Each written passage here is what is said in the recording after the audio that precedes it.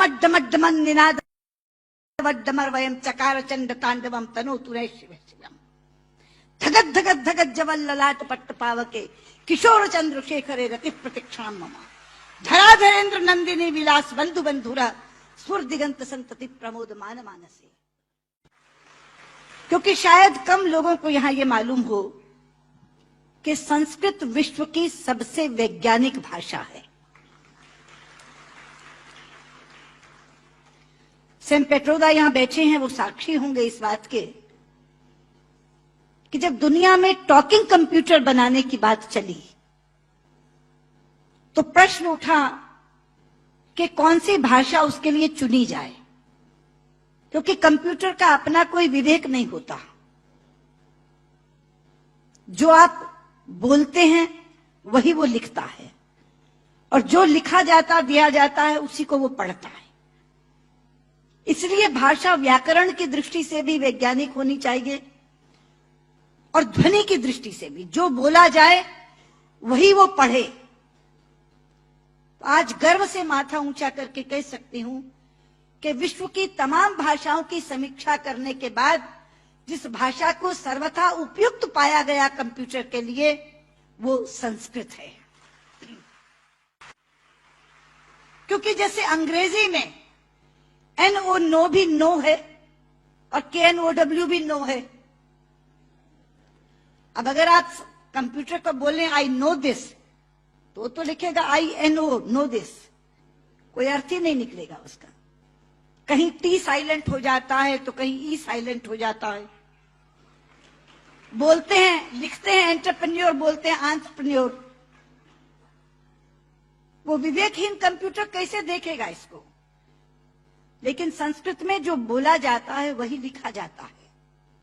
यहां तक कि छोटी ई और छोटे ऊ की मात्रा की ध्वनियां भी अलग है।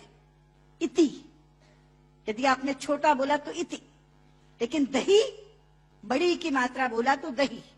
तो जो बोलेंगे वो लिखेगा, जो लिखेगा वही पढ़ेगा। लेकिन केवल ध्वनि की बात नहीं, मैं संस्कृत की वैज्ञानिकता के 2 उदाहरण आपको देना चाहूंगी। संस्कृत में शब्दों का इतना अपार भंडार है मित्रों कि रचनाकार अपने व्यक्तित्व के अनुसार उसको चुन सकता है।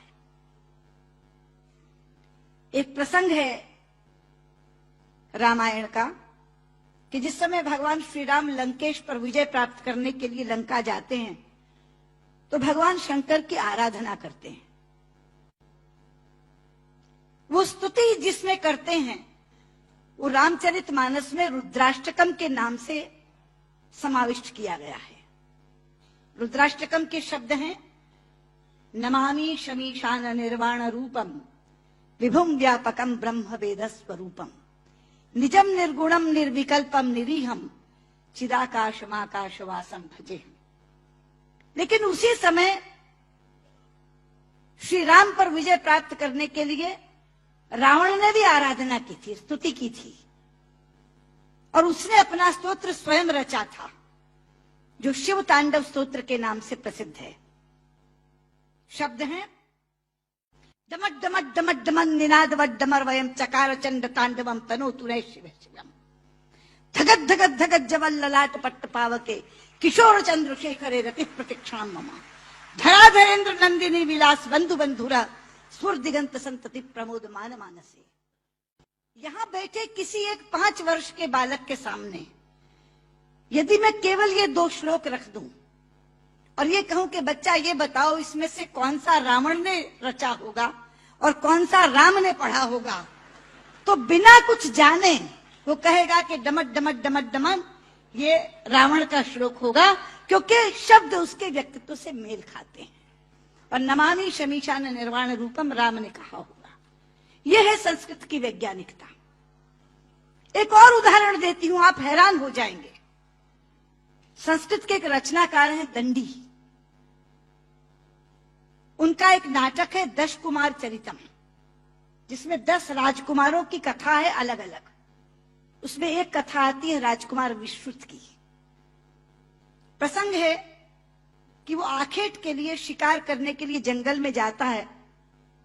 एक तीर आकर उनके होंठ पर लगता है और उनका निचला होंठ कट जाता है।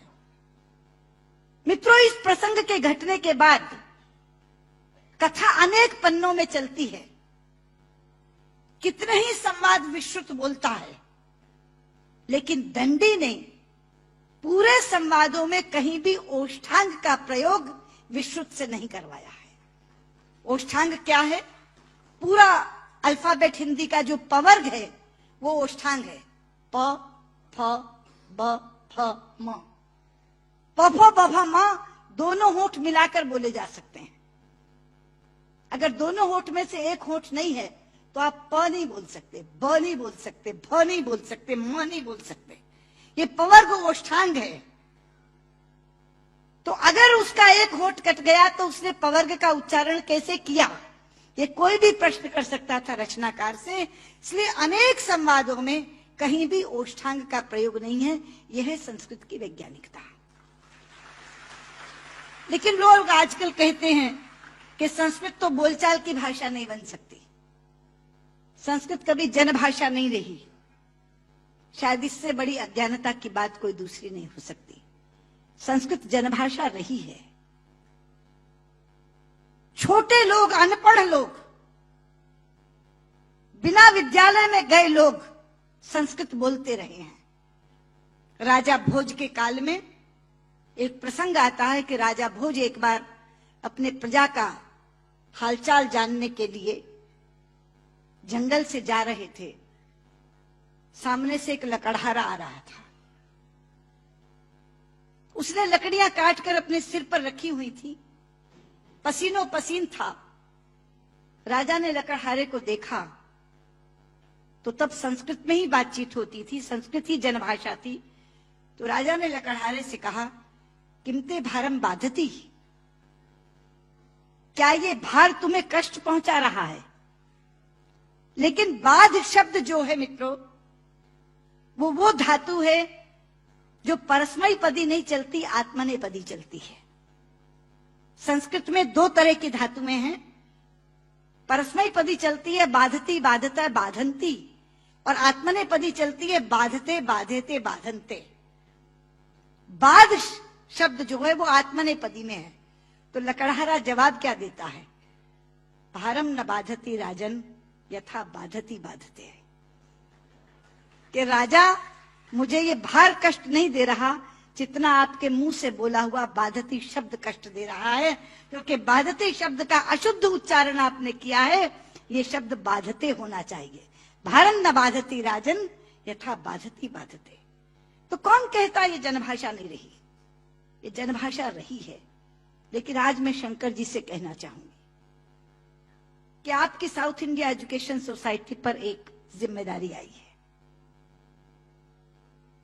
क्योंकि आज संस्कृत केवल कर्मकांड की भाषा बनकर रह गई। कल जब विश्व के लोग आएंगे और कहेंगे कि कंप्यूटर के लिए हमें संस्कृत के विद्वान दो, हम टॉकिंग कंप्यूटर बनाना चाहते हैं, तो एक विडंबना खड़ी होगी कि जिसे संस्कृत आती है उसे कंप्यूटर नहीं आता, और जिसे कंप्यूटर आता है उसे संस्कृत नहीं आती। इसलिए केवल साइटेशन संस्कृत में पढ़कर अपने कर्तव्य की तीसरी मत कर लीजिए। साउथ इंडिया एजुकेशन सोसाइटी का ये फर्ज बनता है, ये कर्तव्य बनता है कि वो ऐसे लोग पैदा करे जो संस्कृत और कंप्यूटर दोनों के परम विद्वान बने। और उस समय जब हमारे सामने ये बोध आकर के खड़ा हो, ये विषय आकर के खड़ा हो कि टॉकिंग कंप्यूटर के लिए संस्कृत के विद्वान चाहिए, तो साउथ इंडिया एजुकेशन सोसाइटी कहे, ये लीजिए हम देते हैं जो संस्कृत के भी ज्ञाता हैं और कंप्यूटर के भी ज्ञाता हैं। क्योंकि अथाह भंडार भरा पड़ा है हमारे ज्ञान का, हमारे शास्त्र, हमारे उपनिषद, हमारे ग्रंथ, और उन ग्रंथों की सोच लोगों तक पहुंची नहीं। आज अभी शंकर जी अपने प्रारंभिक वक्तव्य में कह रहे थे, उदार चरिता नाम वसुधैव कुटुंबकम। ये संस्कृत जानने वाले की सोच है। संस्कृत बोलने वाला पूरी पृथ्वी को परिवार मानता है, वसुधैव कुटुंबकम। संस्कृत बोलने वाला पृथ्वी को परिवार मानता है, और अंग्रेजी बोलने वाला विश्व को बाजार मानता है। और ये सोच का अंतर है, क्योंकि परिवार में प्यार होता है मित्रों, बाजार में व्यापार होता है, केवल व्यापार, शुद्ध व्यापार। लेकिन ये कौन बताएगा लोगों को कि भारतीय संस्कृति में पूरी पृथ्वी को, पूरी वसुधा को कुटुंब मानने की भावना है। सर्वे भवन्तु सुखिनः, हम तो सर्व की बात करते, सर्वे सन्तु निरामया, सर्वे भद्राणि पश्यन्तु मा कश्चित् दुर्भाग् भवेत्। सर्व के कल्याण की कामना किसने की है? लोग अपनी अपनी बात करते हैं, लेकिन ये है वो भारतीय संस्कृति जो सर्व के कल्याण की कामना करती है।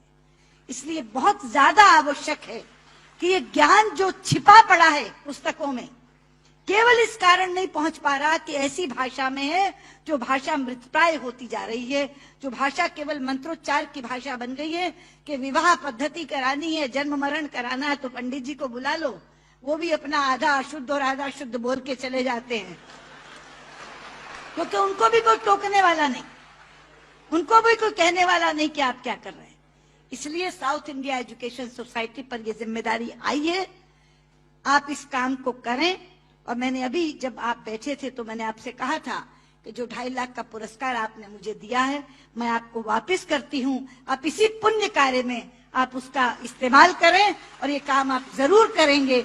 मुझे लगता है तभी मेरा यहाँ आना सार्थक होगा। बहुत बहुत